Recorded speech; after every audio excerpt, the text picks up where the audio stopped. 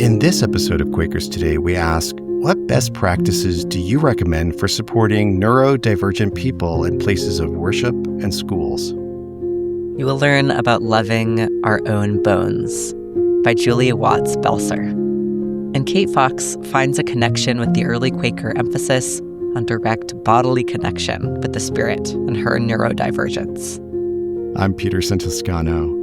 And I am Sweet Mish. This is Season 4, Episode 4 of the Quakers Today podcast, a project of Friends Publishing Corporation. This season of Quakers Today is sponsored by Friends Fiduciary and American Friends Service Committee.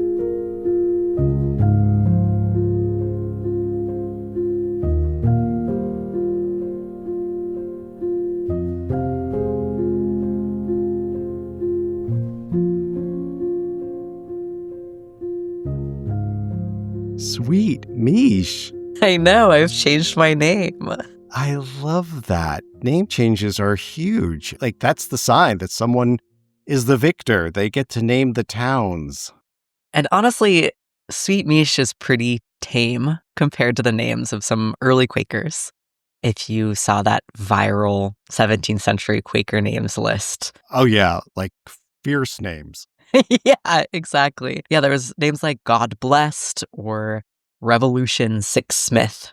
Yeah, and although she's not a Quaker, I think of Sojourner Truth. Absolutely. And today we have Quakers named Pink Dandelion and O. Sweet Mish, it feels like I'm practically playing it safe. Safe and lovely. Speaking of someone who changed her name, I talked with Kate Fox this month. When Kate was 18, she changed her name to Fox from Renard, which is just the French word for fox, a pretty literal translation. But unfortunately, she has no relation to old Georgie Fox, the Quaker founder. Yeah, which I guess it would have been then Georges Renard. Kate is a stand-up poet from the north of England. She attends Monk Seton meeting. Her article, A Place of Unmasking, draws parallels between early Quakers' rejection of social norms and our concepts of neurodiversity today. Kate raises the question, how can Quaker meetings explicitly welcome neurodivergent people? When I perform my poetry shows, I was doing one called Bigger on the Inside, which is looking at neurodiversity through a lens of Doctor Who. In the show, I get my audiences, I say openly, please stim. Not everyone probably knows what a stim is. So a stim, it's in the diagnostic criteria for autism, but actually all humans stim, that is, do self-stimulating behaviour. It can be repetitive movements, humming, gently flicking their finger, tapping their toe. It helps people focus and concentrate, but it can also be calming and regulating. I invite that, and I love when people can take your crochet out or doodle, because some people listen better. Now, how would that work in the lovely, lovely, quiet, still room? That's the difficulty, isn't it? One size does not fit all. In fact, in Quaker meeting, do I want to sit next to someone whose needles are click-clacking away? Not necessarily, to be honest. Stimming is an interesting way of thinking about how we center in worship. Much like cyclical prayers or mantras or becoming aware of your breath, stimming provides sensory input that can ground you in your body and reduce mental distractions. In her article, Kate describes masking as camouflaging her autistic traits in order to fit in. Masking often is a reaction to how society can treat people who are different in their sensory, emotional, and cognitive ways of being. I see my Quaker meeting as a place of unmasking, somewhere I can go and be accepted as myself and drop the usual social norms and requirements.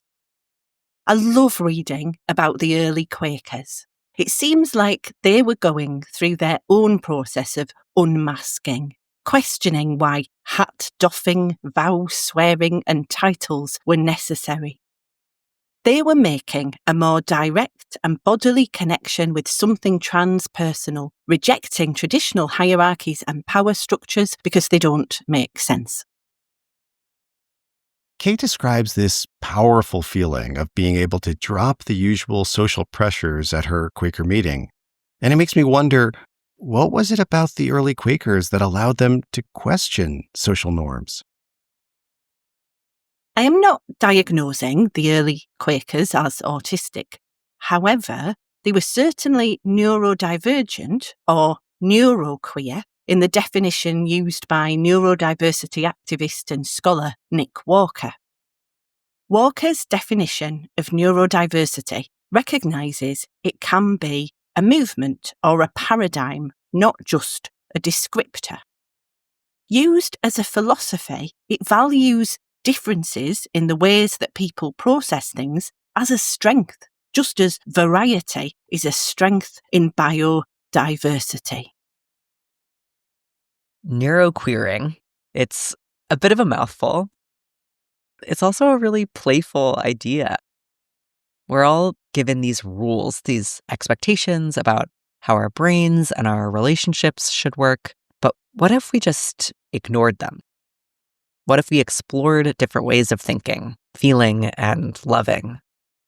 Yeah, and it seems to have a genuine connection to the spirit of early Quakerism.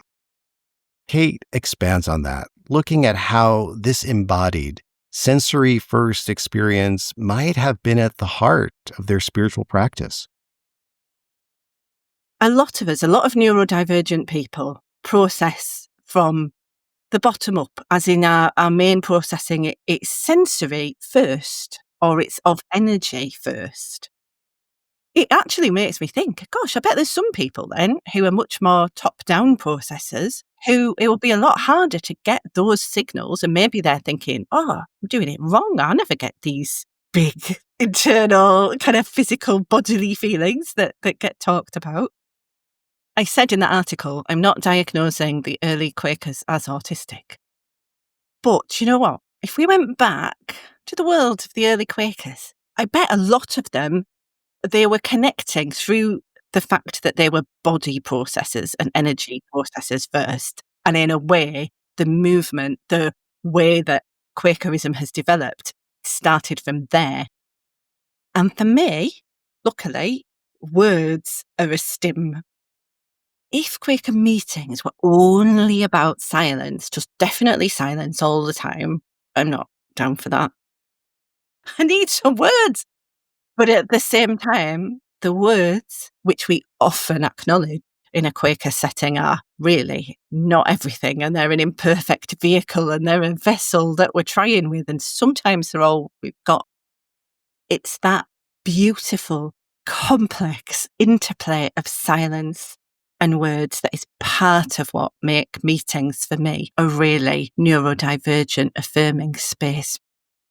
Most settings pile on the words. Oh, here's 4,000 words of a sermon. Here's 27,000 words from Blue Sky. And suddenly, the words get to stand in space.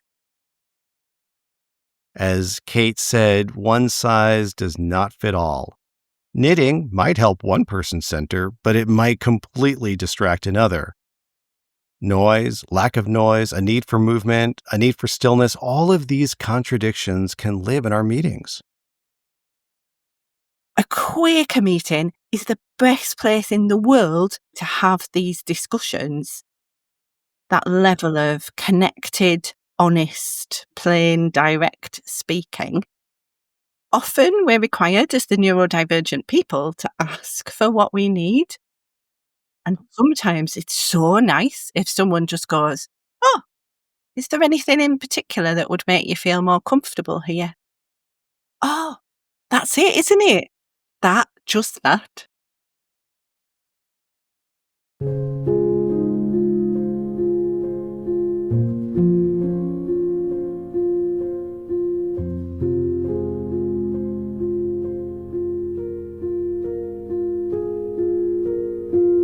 That was Kate Fox, author of the article A Place of Unmasking. Quaker meetings as neurodivergent affirming spaces. It appears in the March 2025 issue of Friends Journal. Visit friendsjournal.org.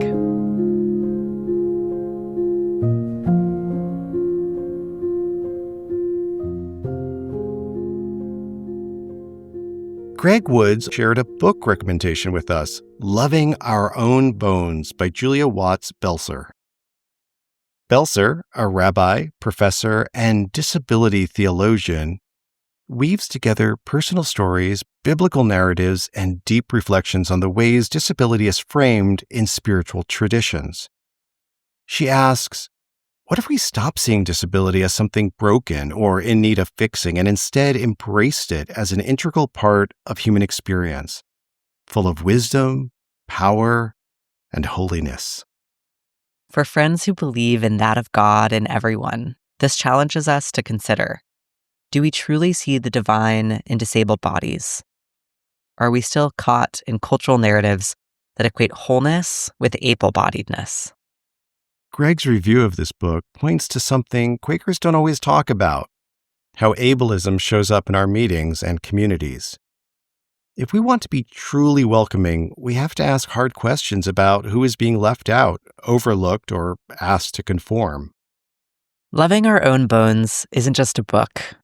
It's an invitation to rethink, to listen, and to expand our understanding of what it means to be whole. It's not only available as a typical paperback, but also has been translated into Braille and plain language. Plain language books are for readers who can't process complicated sentences. The books have the same ideas as the original text, but use shorter sentences, simpler words, and organize our thoughts more clearly. Learn more about the book and its translations in Greg's full review in Friends Journal.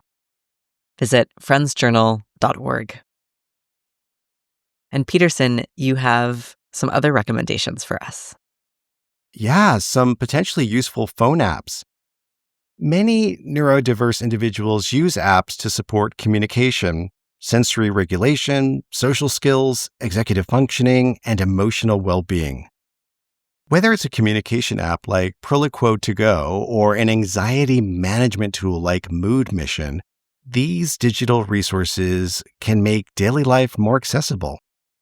To see a complete list of these recommended apps, visit quakerstoday.org.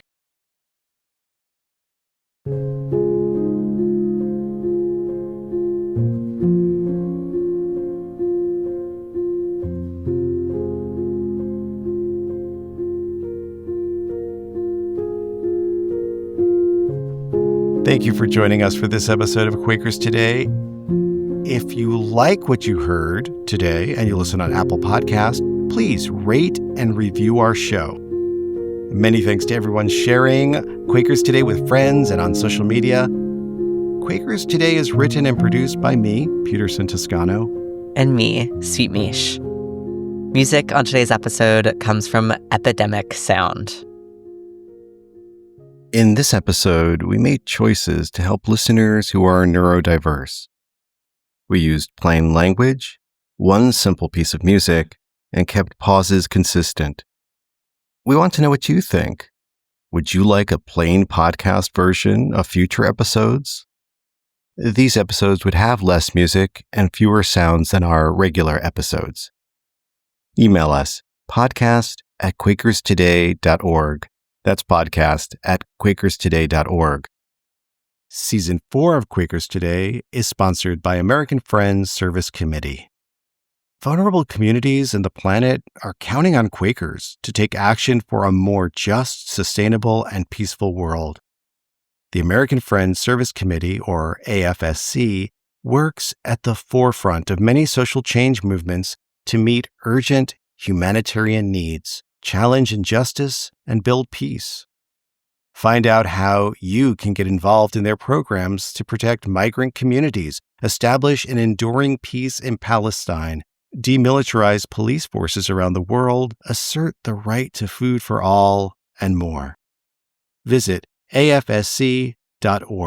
That's afsc.org. This season is also brought to you by Friends Fiduciary. Since 1898, Friends Fiduciary has provided values-aligned investment services for fellow Quaker organizations. Friends Fiduciary consistently achieves strong financial returns while witnessing to Quaker testimonies. They also help individuals support organizations they hold dear through giving strategies, including donor-advised funds, charitable gift annuities, and stock gifts. Learn about FFC's services at friendsfiduciary.org. Visit Quakers today to see our show notes and a full transcript of this episode. And if you stick around after the closing, you will hear listeners' responses to the question, what best practices do you recommend for supporting neurodivergent people in places of worship or schools? Thank you, friend, for listening.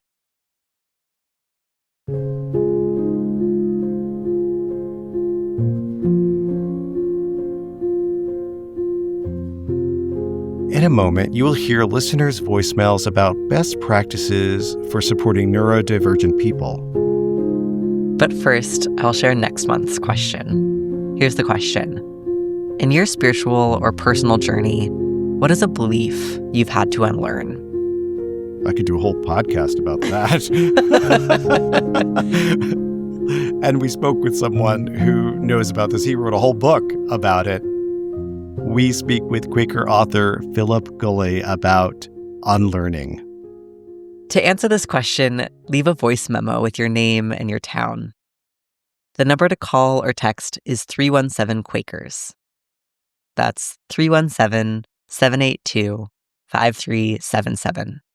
317-Quakers. +1 if calling from outside the USA.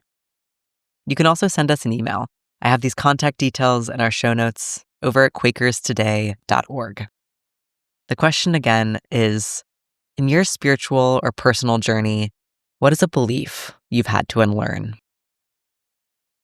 Now we hear answers to the question, what best practices do you recommend for supporting neurodivergent people in places of worship or schools?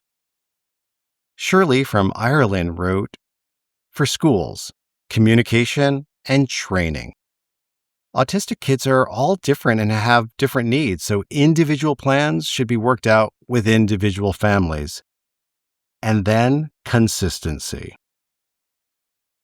We also received some voicemails, including one from a TikTok content creator who goes by the handle @Claydon's Designs. Claydon is a teenager in South Africa who creates videos about his experiences navigating the world with autism. Claydon is spelled Clayden. Hello, my name is Claydon, and I'm a 17-year-old autistic artist, and my journey began when I was 12 years old back in 2020. The biggest problem I faced with being in school was I needed structure. For most autistic kids, when they do not have that structure, they get a lot of anxiety, and I did back then. But I had a lot of time to just draw and do the thing I enjoyed, and that was art. Slowly over time, I started developing my craft, getting better and better at drawing, and through the years, I've been interviewed by many people, spoke about autism, and the one thing that I have been trying to get better at is really talking about autism and sharing the word with as many people as I can, because autism is a major part of this world, and I do believe it will be the best thing to really talk about it and really spread the word of autism and change the world for the better to adapt with autistic people. The first question is, what should schools do for the autistic community? Well, the first thing I think will be the best, it is somewhat being implemented in other countries. The best thing that schools can do for autistic people is have classrooms meant for people with learning disability. One of the learning disabilities I have is the inability to read and write. Of course, this has affected me in my schooling. I can't read and write whatsoever, but I have found better ways to deal with it. But I do think that having classrooms meant for kids with neurodisabilities can be a very huge help. The second question is, how can churches adjust for the autistic community? Well, the same thing with schools. Having a room for kids with learning disabilities can be really good, because I've seen with many kids, the biggest problem that they do face is sensory issues. It's where the world is a little bit too overwhelming for the autistic kid. Sounds, touch, smell, that can all really affect autistic kid and give them a lot of anxiety, and sometimes gives them a panic attack. And that's why many people have made sensory rooms for autistic kids and kids with learning disabilities. This can be very beneficial for people with autism. When I went to a church, it was like a building by the side that was meant for kids, but it also worked for me because the second thing all kids need, autistic or not, is to have fun. If you teach the Bible verses and talk about the Bible, teaching the kids and having fun with them and, really involving them with learning can actually do a lot for a kid, because if a kid's not having fun, they'll have a really hard time learning. Doing this can be the best for any autistic or non-autistic kid. I love the autistic community because I'm a part of it, and I really want, there to be jobs for autistic people. I want to be in the creative industry. I want to show my art to everyone I can. Thank you for letting me rant a little bit about autism. Yeah, and thank you for allowing me to film this. Hi, friends. This is Kody Hersh calling from Albuquerque, New Mexico, he, they pronoun. I work on young adult and youth ministries for Friends General Conference. And one of the things that we've done to try to make our large in-person events more neurodiversity friendly is to add a sensory refuge room. It's open 24 hours. It allows users to adjust lighting, put on headphones, play white noise, choose textures that feel good, play with fidgets, or wear something weighted. When I got an ADHD diagnosis in my mid-30s, it helped me realize that I could give myself accommodations for worship. Sometimes I bring a stone to turn over in my hands or sit on the floor. I've really enjoyed Quaker worship spaces that offer art supplies or books or queries for devotional reading. So from my personal experience, the most important thing we can do is just to relax about what other people do in worship. It's important to make sure new attenders know it's okay if they end up being a little bit late to meeting or need to bring something to do with their hands or move around a little. Having art or journaling supplies available is a great way to communicate welcome, both to neurodivergent folks and to families with kids. I think that being flexible and tender with one another and not judging what people do that doesn't harm you makes such a big difference. Hi, this is Nova calling Brooklyn monthly meeting. What best practices do you recommend for supporting neurodivergent people in places of worship or schools? It's one that I think about a lot, and maybe I'm dating myself with this, but I do remember growing up as a 90s kid and having a program or a bulletin at every service. And it really helped me stay focused. And it also helped me know what was coming and what had already been, and even gave me some guidelines for behavior because it had directions in it. Like, this is when we stand, this is when we sit, this is when we kneel. There's something to a printed or virtual bulletin that really is supportive to neurodivergent. Thanks for the question. Thanks to everyone who answered the monthly question. Thank you. And think about our next question and maybe even share it with your friends. In your spiritual or personal journey, what is a belief you had to unlearn? We would love to hear from you. See you next month.